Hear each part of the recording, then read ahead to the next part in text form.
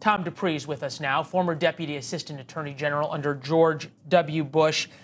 Look, Tom, you've been in the room where these decisions have been made. I see the look on your face. Let me just ask the question. You're a prosecutor, is Jack Smith is. You're 0 for 2 on the two biggest high-profile cases you've ever had. You were rebuked by the Supreme Court for prosecutorial overreach. Why bring a case that is so far of a reach? That is an excellent question, and I think it's the question of the hour, Leland. I mean, the answer is you shouldn't. You should have learned the lesson from what happened the first few times you overreached and you got slapped down, particularly in a case like this, where the eyes of the world are on the courtroom in Washington, D.C. The eyes of the world are on the charges that you're bringing. And a lot of America, for better or for worse, thinks that this is a politicized prosecution. And so given all of those circumstances and the environment we find ourselves in today, if you are a prosecutor bringing criminal charges against a former president of the United States, you got to go in with airtight legal theories that can't be doubted. You've kicked the tires on them, and you're 100% confident that they're going to hold up on appeal because they are going to get rigorously scrutinized. And if you've had a track record of overreach and getting slapped down, you might want to pause one extra time before you pull the trigger on an indictment.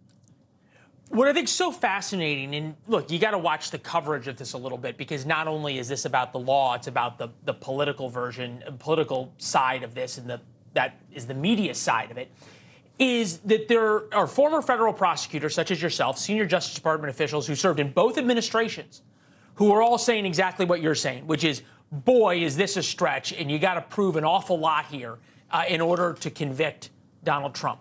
Then you have the media's coverage of this, and especially the coverage of Jack Smith, who there's so many now who stand out there, despite his track record, and say, look, this guy's a prosecutor's prosecutor. Take a look. That's one of the things that impressed me about the indictment. It was very spare, and there were a lot of things he could have said in there, and I think there's a lot more to come. He's proving to be one of the more aggressive prosecutors I've seen in more than 20 years of covering the Justice Department. He's in his Taylor Swift Speak Now era, Jack Smith. This is a speaking indictment. 45 pages of just incredible detail. And yet, so little coverage of what you and I are talking about, which is the last two times he did this, he lost. Right. And I think that the way I look at this, Leland, is that the fact that there may have been, or there may be some serious prosecutorial overreach going on here, is that it really gives former President Trump several different paths to victory. He can, of course, win before the jury and be acquitted, but he can also win legally before either the Court of Appeals or maybe someday the United States Supreme Court.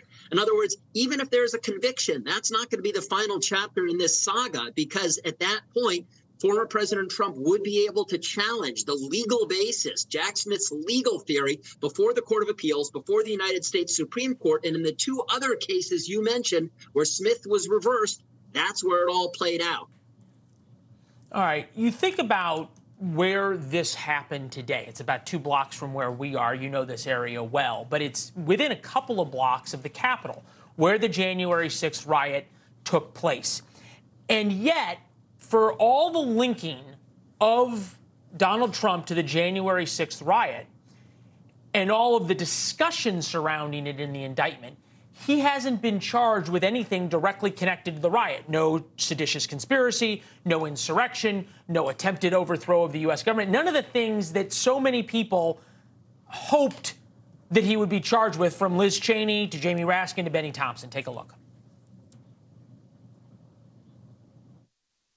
The men and women of law enforcement who defended the U.S. Capitol on January 6th are heroes.